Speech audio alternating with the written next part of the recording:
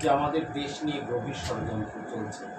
বিশেষ করে পার্বত্য চট্টগ্রাম এবং সাগরের অঞ্চলে মার্কিনিরা আধিপত্য বিস্তার করার জন্য চেষ্টা অব্যাহত রেখেছে। আমাদের দেশটির দক্ষিণ অঞ্চলের এহেন করুণ অবস্থা, এই অবস্থার জন্য আমাদের রাজনৈতিক দলগুলো দায়ী। ইউনূস এবং ইউনূসের চেলাপেলা আলী রিয়াজরা সহ বদিউল আলম মজুমদাররা যারা বাংলাদেশটাকে মার্কিন বলয়ের একটা বাফার স্টেটে পরিণত করার ধান্দায় আছে, আমরা সেই রকমের একটি ষড়যন্ত্রের মধ্যে আছি। রাজনীতিবিদদের প্রতি উদাত্ত আহ্বান, দেশ বাঁচলে আপনার দল বাঁচবে, দেশ বাঁচলে আপনার রাজনীতি বাঁচবে।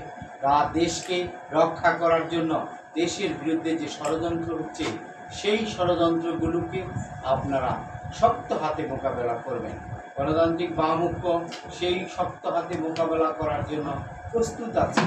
আমরা লোভে এবং লাভে পরিচালিত হয় না। আপনারা জানেন যে স্বৈরাচার বিরোধী আন্দোলনে আমরা আমাদের সাধ্য অনুসারে ভূমিকা রেখেছি, সেইখানে লোভ এবং লাভ আমাদেরকে ছুটতে পারে না, এবং ডক্টর মোহাম্মদ ইউনূসের এই লোভ এবং লাভ আমাদেরকে ছুটতে পারবে না। আমরা দেখছি যে পার্বত্য চট্টগ্রামের পর বাংলাদেশের অভ্যন্তরীণ কেপিএস এর এলাকায়, গুরুত্বপূর্ণ সরকারি স্থাপনা এলাকায় আগুন লাগছে। এই আগুন কেন, এই প্রশ্ন আমি গতকাল একটা স্ট্যাটাস দিয়ে বলছি যে সরকারের মধ্য থেকে সরকারের অংশ বিশেষ এই আগুনের সাথে যুক্ত থাকতে পারে বলে আমরা মনে করি। কেননা কেপিএস এলাকায় আমার মতন সাধারণ মানুষ যাওয়ার ক্ষমতা রাখে না, বাংলাদেশের সচিবালয়ের কোনো সচিব যাওয়ার ক্ষমতা রাখে না। কেপিএস এলাকায় কারা যেতে পারে, এটি আমি কিন্তু প্রশ্ন করতে চাই ডক্টর মোহাম্মদ ইউনূস আর ডক্টর মোহাম্মদ ইউনূসের প্রতিনিধি গোয়েন্দা সংস্থার লোকজনদেরকে, যে আমাদের আগুনে পুড়ে গেল পরমাণু শক্তি কমিশনের 200 কোটি টাকার যন্ত্রপাতি, পুড়ে গেল গার্মেন্টস মালিকদের পাঠানো পণ্য, আমদানিকৃত পণ্য পুড়ে গেল, এর দায় কে নেবে?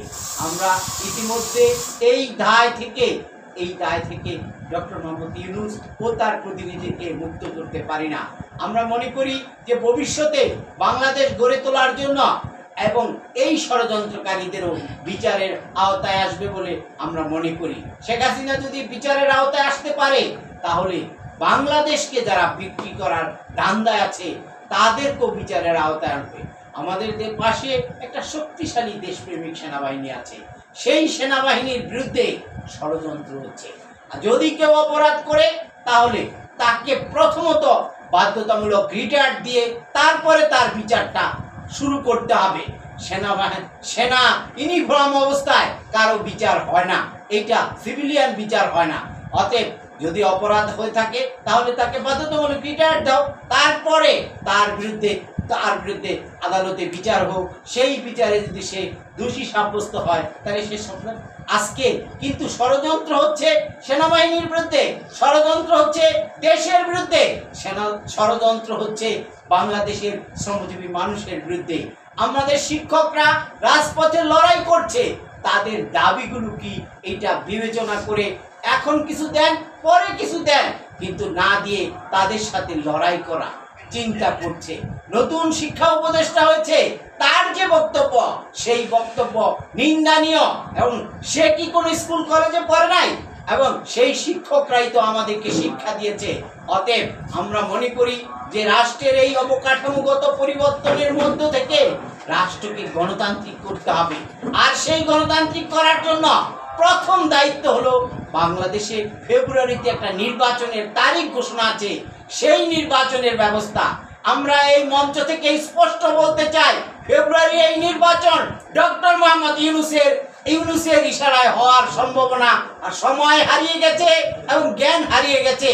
তত্ত্বাবধায়ক সরকার ব্যবস্থাপনা কোর্টে পাশ হয়ে রয়েছে, তাকে কেন্দ্র করে নতুন একটা সরকার গঠন করবেন এবং সেই সরকারের অধীনে 3 মাসের মধ্যে নির্বাচনের ব্যবস্থা হবে।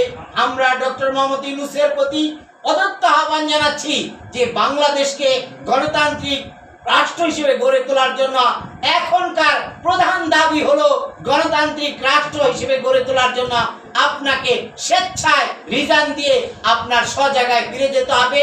আমরা যারা গণতান্ত্রিক আন্দোলন করি, গণতান্ত্রিক আন্দোলনের নেতৃবৃন্দ বসে নতুন তত্ত্বাবধায়ক সরকার গঠন করব।